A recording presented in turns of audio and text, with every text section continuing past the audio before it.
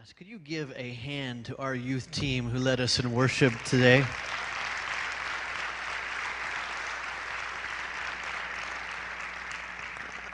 I'm telling you, they have impressed me just as we've been preparing for today.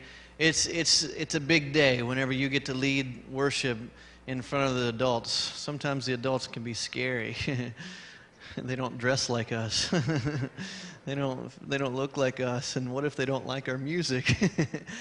But you guys worshiped with them, and I said this as an encouragement to you to continue to worship in front of them.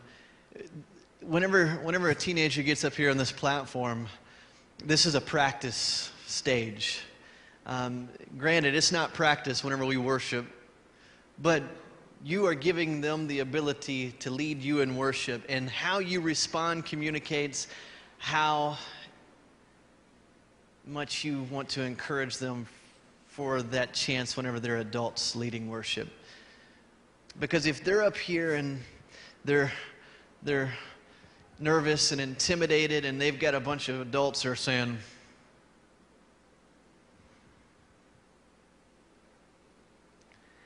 it's not too encouraging. But when our teenagers get up here and they lead worship and they see an audience full of adults lifting their hands and dancing, man, that's encouragement.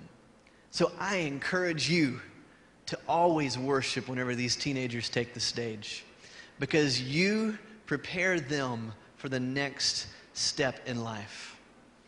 You know, we've put a lot of work into this, and Lava is our name. Look at that cool volcano right there. I just love it.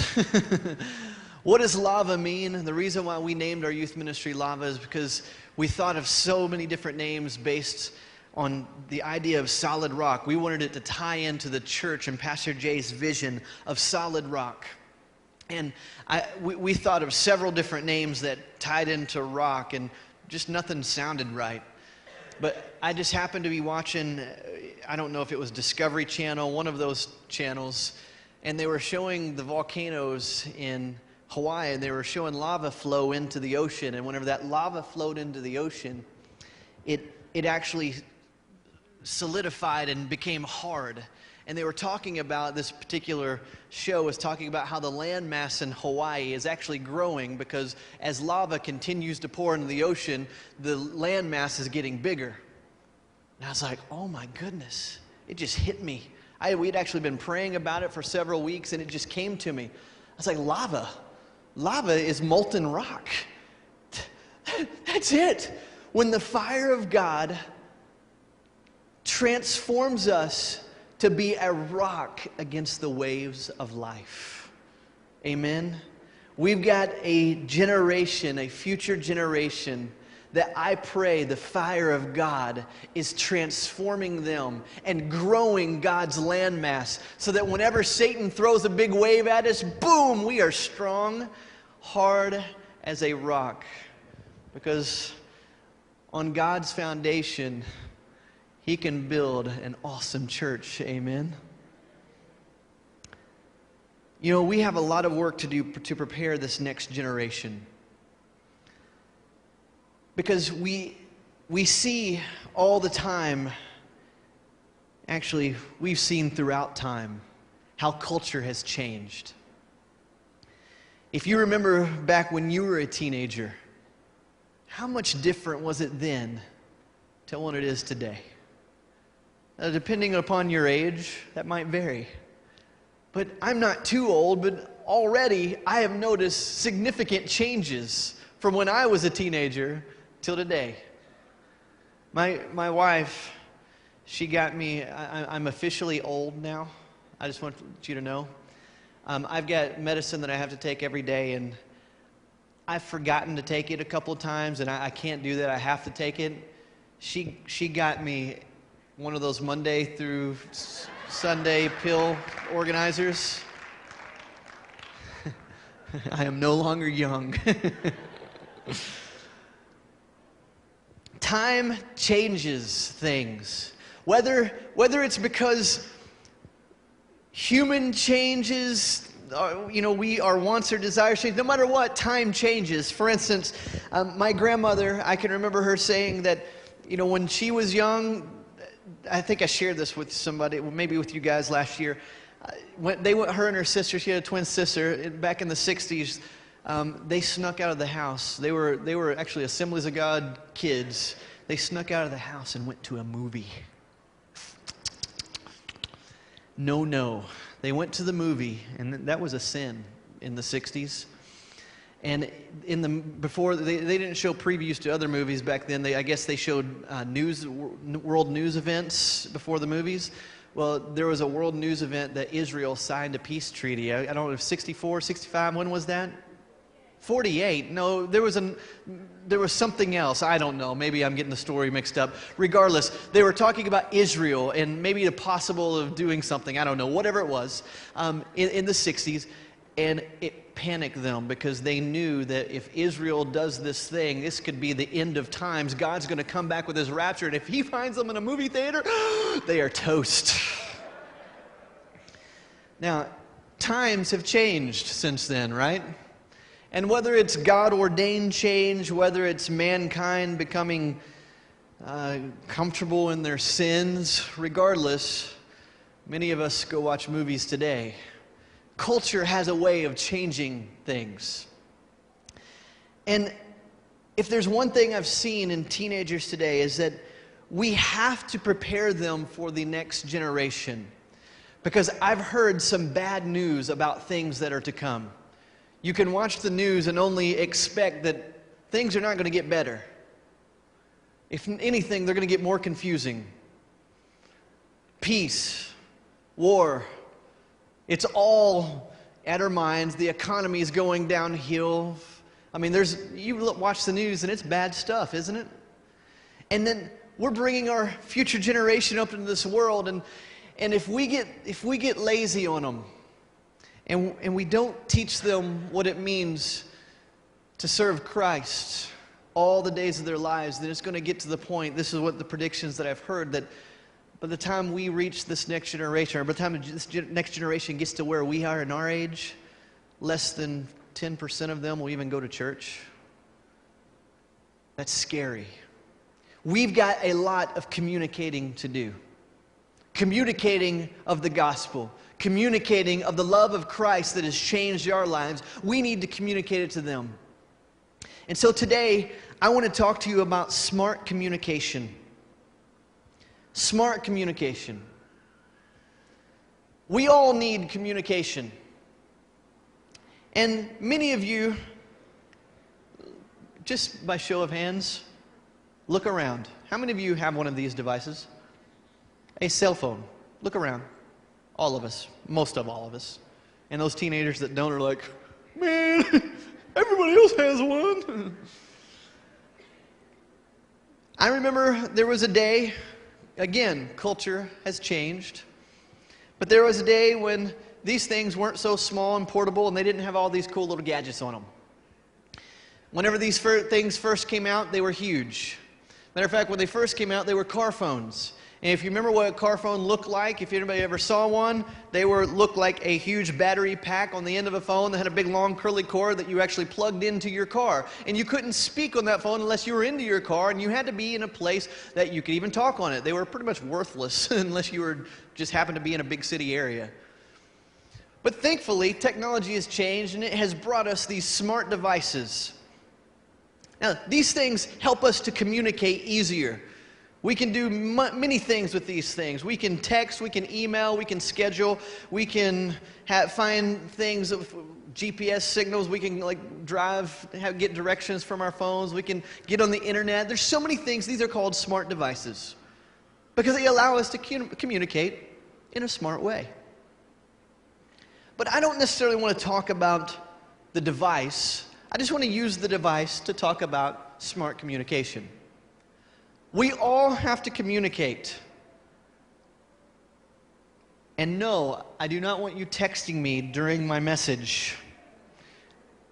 I can call you out if you do it again because I have your name right here on my phone.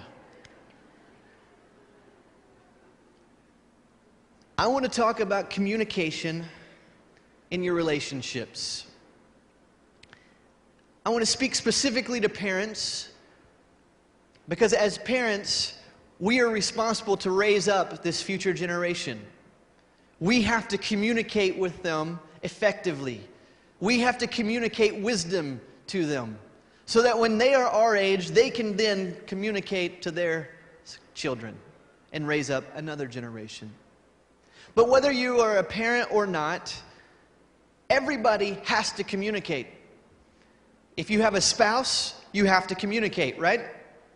If you have a coworker, you have to communicate with them in some form or fashion. If you have a boss, you have to communicate. If you have a mom or dad, you have to communicate. If you have a brother and sister, you have to communicate. Communication is necessary. Without it, we wouldn't be where we are today. So even though I'm talking specifically to parents, this goes and applies to everybody. It's crucial that we do not get lazy with our communication skills. Crucial. It's crucial that we don't hide behind these things right here. Because all of us can get to the point where we can just text our feelings so that we don't have to stand by our feelings face to face. We can get to the point where we can just email what we want to say rather than talk to the person about it face to face. We can get to the point where we use this for everything. And if you don't believe me, just look. Look at the next smartphone that's coming out. Brent?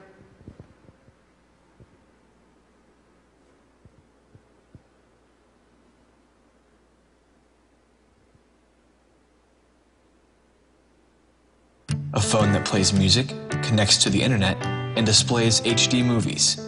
You thought it couldn't get any better. Then we added a garage door opener, TV remote, paper shredder, handheld vacuum, and scale. You thought you'd seen it all. You didn't think we could add a cheese grater, an electric air pump, a lip balm dispenser, a beard and nose hair trimmer, or a taser. You never thought you'd be performing LASIK surgery on yourself, fishing, or rotisserie a chicken. What could we possibly add to a phone that can launch itself into suborbital space flight, predict the weather, detect the smell of fear, and indicate who your soulmate will be with 97% accuracy? How could it possibly get any better? Well, it has. Our latest accessory is Intercessory. A gentle electrical jolt reminds you to pray without ceasing. If you're unsure of who or what to pray for, just give it a shake and let random acts of kindness pick for you. Or, if you just don't have time, use one of our pre-recorded prayers for all occasions. God is great. God is good. Let us thank Him for this food. Thy phone. Solving life's dilemmas, one 3G prayer at a time.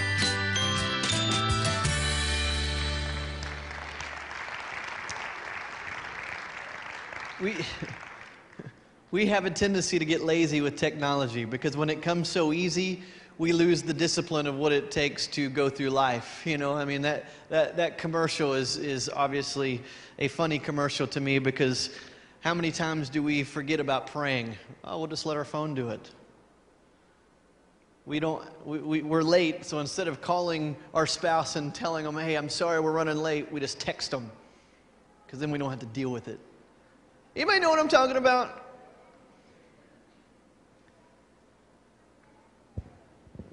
We do not need to let technology communicate for ourselves because technology cannot answer for ourselves. Today I want to go back to the basics, back to before technology was around.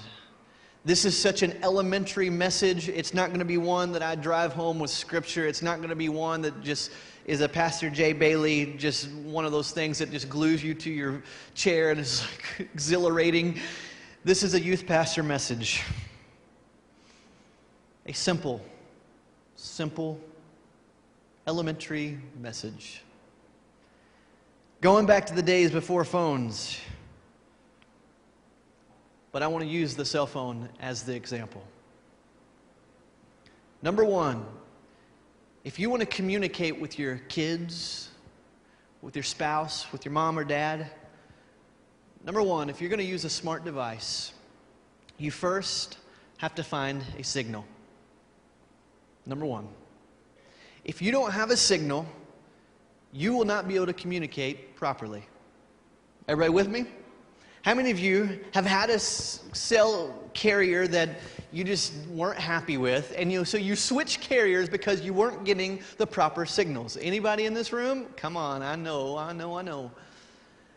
I know many people have been frustrated because they go around to different places, and there's one particular place they need a cell phone signal, and every time they go to use their cell phone, there's no signal. How frustrating is it? You got direction, you got GPS on the phone, and you're going through, and you can't get a signal through your GPS, or you need to text somebody, and you go to text them, there's no signals, there's no bars. There's one advertisement you've heard, more bars and more places. They all compete to offer the best signal. There's a place in the back of the student ministries building. Actually, before we renovated, my office used to be back there. And every single time I was back in my office in the student ministries building, I rarely had a signal. And what I'd have to do is I would have to physically walk and search and find a signal. Anybody done that before? You know, you get around and, okay, there's no bars. Wait. Oh, wait, there's a bar. And you go to dial the number. And as soon as you dial, it says connecting. No signal. Oh. So you go down here. Wait.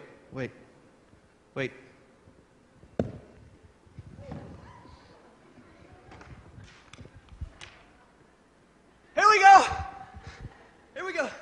Hey, honey. Does anybody know what I'm talking about? Why I almost kill myself on stage?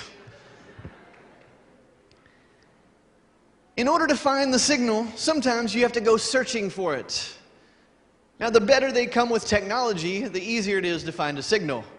But if any of you remember before the days of 3G and 4G and whatever they come out with next, it was at one time pretty hard to find a signal. Again, with technology, things become easier, but that doesn't mean that we need to get lazy with it. You say, how in the world does this relate with communication in relationships? Well, number one, if we find a signal, we have to find moments to spend time together.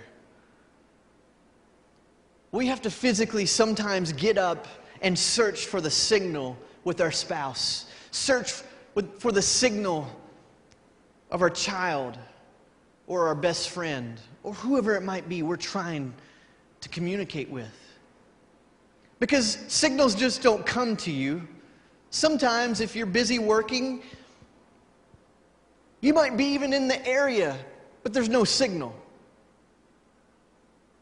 I don't know how many times I've gone home and I've got 3 boys and my youngest is 20 months old. Is that right? 20 months? About to turn 21 months. And I love him.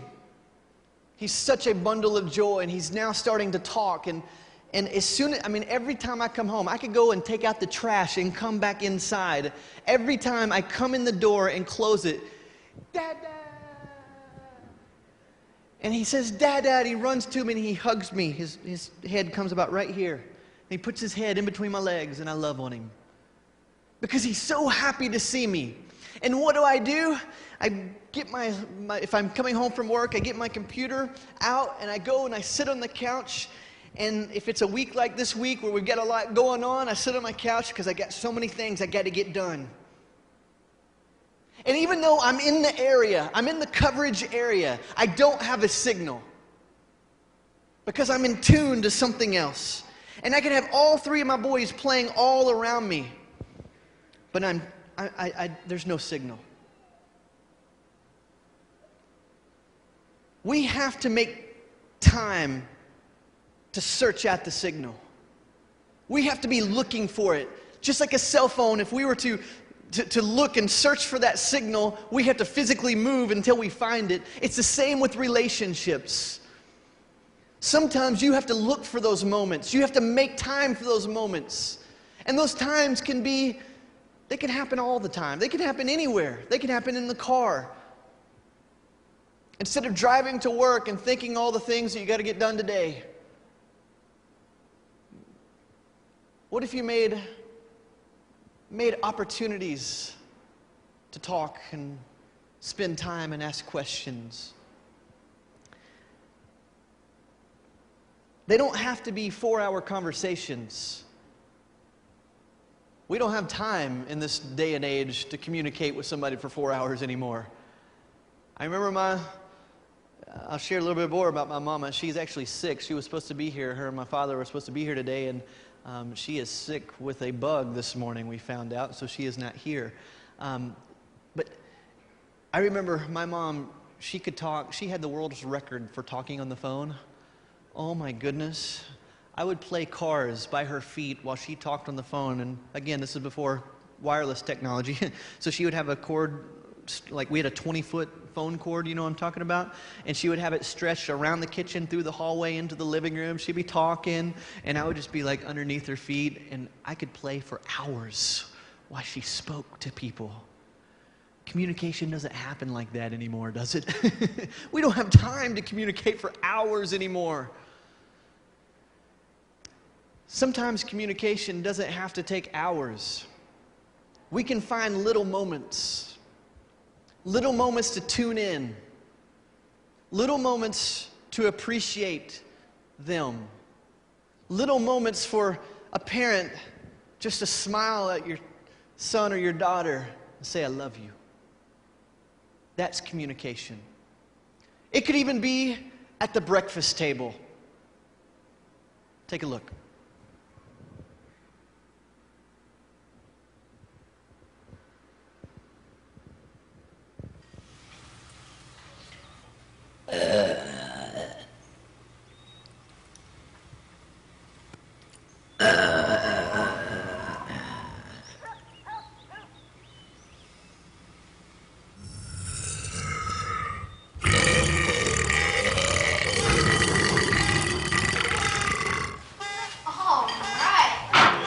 Spend some quality time with your parents.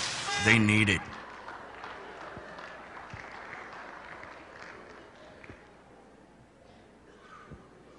Sometimes little moments go a long way. Number 2, once you find the signal, you have to know the number. Now, I put a generic phone number. I learned later I should put 555. I did call this number. Anybody heard that song, 8675309? Well, I just put our area code on it, 706, and I called it just to make sure it wasn't going to be some hotline that I shouldn't be advertising. And I called it, and it says, it was a recording. It just said, "This is an AT&T number. Please stop calling." So I don't know what, I guess a lot of people call this number. Regardless, know the number. If you want to make a call on a phone, or if you want to make a text, you have to first know the number. If you don't know the number, you can't make the call. Right? Simple, basic. What in the world am I talking about? Well, if you're going to communicate with your son or your daughter, if you're going to communicate with your husband or your wife or your mom or your dad, you have to know them. Many times parents, we do a lot of communication, but it's not necessarily two-way communication. Sometimes it's one-way communication. Many of you parents know what I'm talking about, where it seems like all the talking you do are barking orders. You know what I mean? Pick up this room. Have you not? Why have you not done what I asked you to do? Do your homework. Please hang up the towel. How many times have I told you? Just hang up the towel. There's a hook on the door. We do a lot of talking sometimes, but we're not necessarily communicating. Do you know what I mean? Sometimes we get so caught up into the busyness of life that we're trying to get our child here and there to soccer practice, and then they got something after school, and then we got a PTA meeting, and then we got to go to church, and then we got to do this, and then, oh my goodness, there's too many things. We don't have time to communicate. And so what little time we do have, we're working over schedules. We're making sure they get everything done that they need to get done, making sure they get their homework done, making sure they get this done so they can get turned in on time. And sometimes if we're not looking for the signal, looking for those little moments to learn them, we can live with somebody for a long time and truly not know who they are. You see, when we find the signal, it would be like we're watching them. We're taking notice. We're taking time to spend with them or around them, and we're noticing what they're watching on TV. We're noticing the things that they like doing with their friends. We take notice of what they're saying in their conversations. We begin learning them. We begin learning who they want to become, why they want to become it. My 4-year-old boy right now wants to be a skateboarder. And not only that, he wants to be a punk skateboarder. He's 4 years old, and he wants to wear black jeans and black shirts all the time. And I'm sitting there thinking, I am a pastor, and my 4-year-old is wanting to wear black all the time. Why? But I know my son, and he doesn't want to do it for bad reasons. He's just seen some skateboarders on TV, and he wants to be like them. So what can I do as a father to communicate to my son? I could say, I can't believe you want to wear black all the time, boy. What's the matter with you, you demon child? I could. That's talking, but that's not necessarily communication. Or I could look for the signal. I could search those times that I could spend with him. Because guess what? Guess what my son is doing when it's a pretty day outside? He's outside going down the driveway on his skateboard. And as a 4-year-old, he's already learned how to stand on his skateboard and actually go down it. So what can I do as a dad to help know him better? I can get on a skateboard with him. That's very dangerous. I've done it a couple of times, and thankfully nobody was around to watch. Just me and him. But for me to get to know him, I'm going to have to find the signal that he's giving out. And I'm going to have to learn who he is. Why does he want to become a skateboarder someday? Because as I get to know him, then it helps me to do the last thing. Step 3, it helps me to begin speaking to him. If we make time and we find the signal, then we get to know him, we get to know who he is. Once we get to know who they are, whether it be husband, wife, child, then it gives us the ability to communicate with them, to speak with them. I can talk to my son in ways that some other people may not be able to. There might be some out there who doesn't understand why the kid wants to wear black, why he wants to grow his hair out long like a girl and ride a skateboard. You ain't going to make any money doing that, son. There might be some people who don't understand him, so they don't know how to communicate with him. But when I've spent my time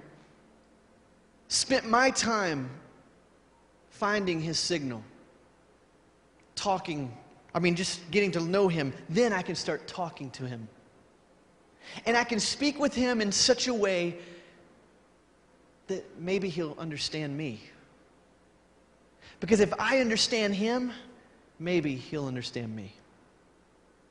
Am I making sense? When all we do is go around barking orders and we don't actually take the moments to spend with those people we're trying to communicate with, sometimes we can give orders and we get that look that sometimes teenagers give. I've seen some of you teenagers do this to your parents. Matter of fact, I've got my 7-year-old is beginning to do this now. You start looking at the ceiling. I don't know what's on the ceiling, but when you start talking to them and you say, "Why haven't you done your homework?" What do?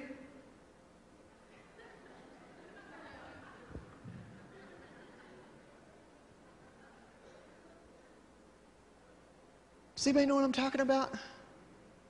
Or if it's like me, if I'm talking and if I go to Jody and, we haven't seen each other all day and we finally get to the point where it's just the two of us, and she asks me about my day and I just start talking. And I do all the talking, and I don't actually take the time to invest in her. Instead, I do all the talking. Then I'll start talking about computer stuff and design stuff and graphics and sound, and she's giving me this.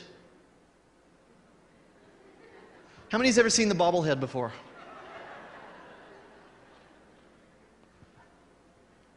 And I'm listening, but I'm not understanding where it's coming out of your mouth. You know what I'm saying? Because you can talk all you want, but unless you begin understanding them and you take the time and invest in them and you begin to learn them and know them, then you can say all you want and it might go in one ear and out the other. How many's ever heard that expression before?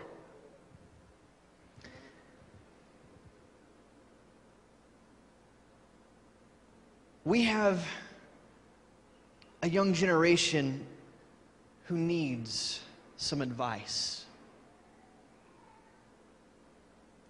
Because our morals in this world are only declining.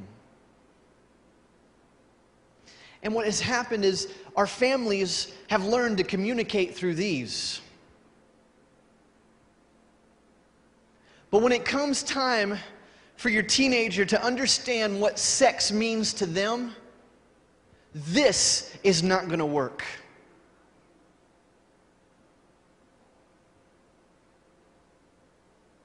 It's going to take a parent who can wrap their arms around them and talk about sex. Let's talk about this culture right now. When your teenager begins struggling because they had just had a best friend who turned out to be gay.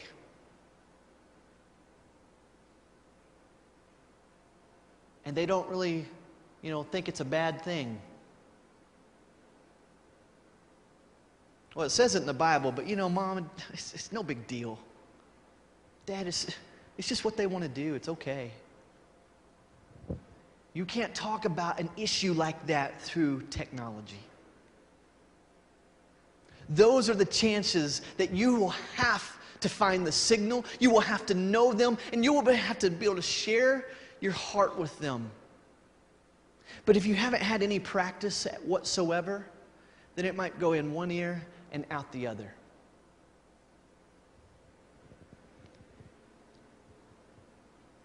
My mother, though she's not here today, I was going to brag on her in front of her. She took those little moments to pour into my life. Anytime we were watching TV or I just happened to be around in the room and a news story came on about maybe an alcoholic accident, car accident involving alcohol, and a tragedy would happen. She would use those little moments just to say stuff like, I just pray for their family, because if he had known the Lord, maybe that wouldn't have happened.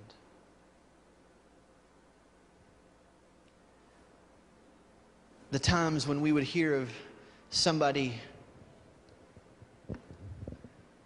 becoming pregnant and we knew it wasn't God's plan, and she would just say, man, I just hope that she steps up and becomes the mother and father they're supposed to be, because God didn't plan for it to happen that way.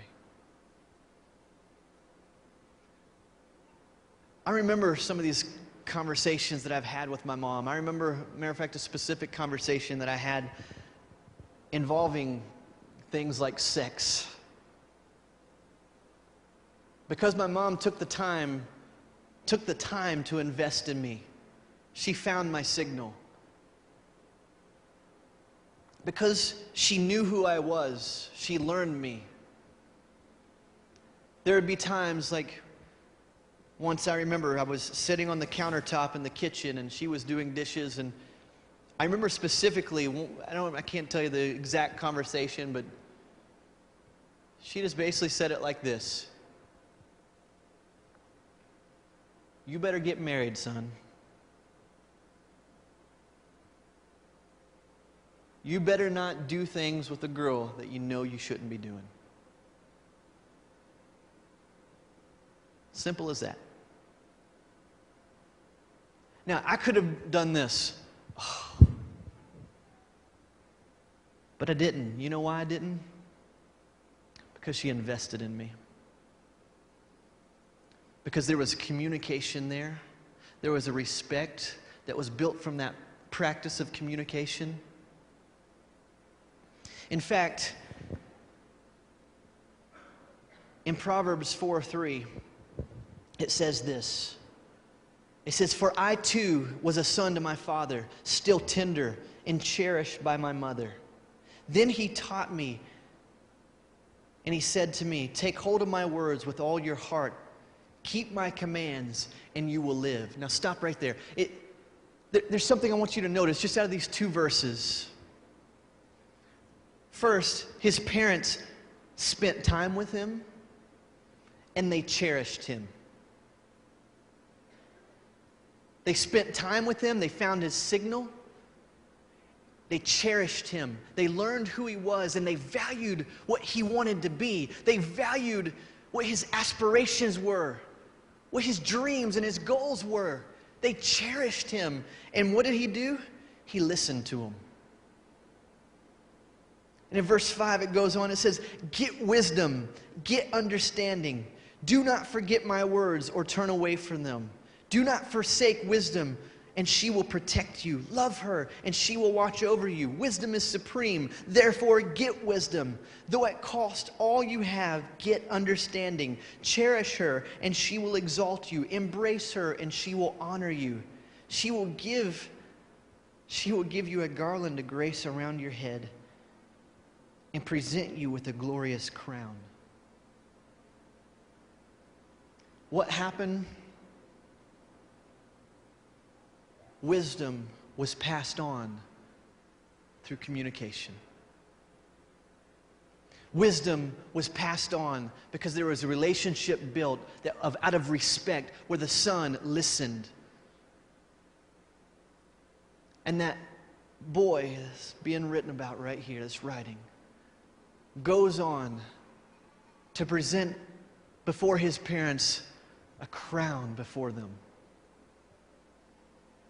He goes on to make them proud. Goes on to do what they've asked of him. He goes on to live a life in their footsteps, or even better. What every parent's dream is for their child to grow up and to do great things. Whether you're a parent or you're not, this message is for everybody. Very simple. I'm going to ask the worship team to come up. And as they come and play, I want you to think about this. In the world of the smartest technology, why are relationships failing?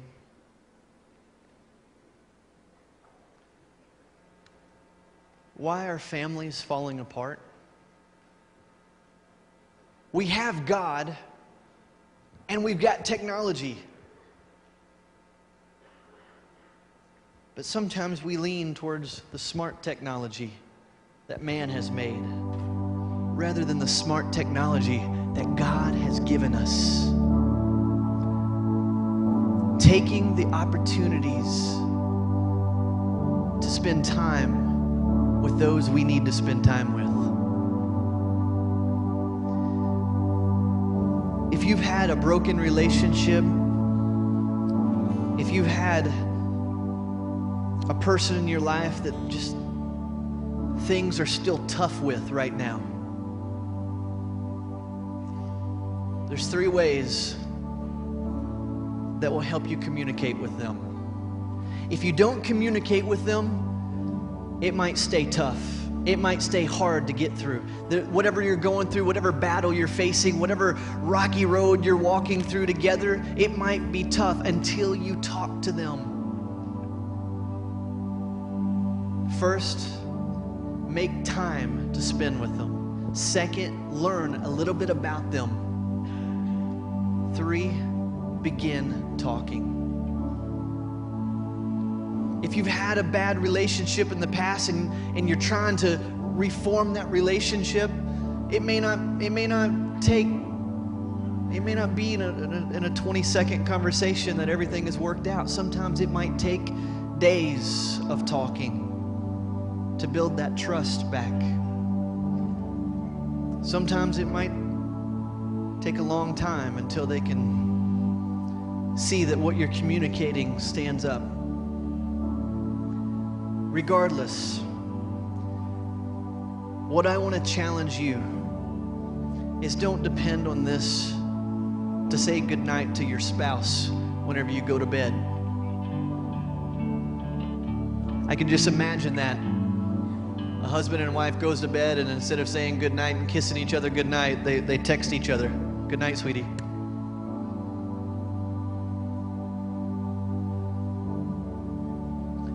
Let's be smart with our communication. Let's love on our kids. Some of the greatest ways that you can communicate is not only through your mouth, but through your actions, taking time to be with them. Just as I shared with you before, you can communicate to these teenagers right here, this youth group, how much you honor them, how much you cherish them, just because when you worship, it may encourage them to do greater things than what could happen on this platform. I challenge you this morning, communicate. Be smart about it. With every head bowed and every eye closed,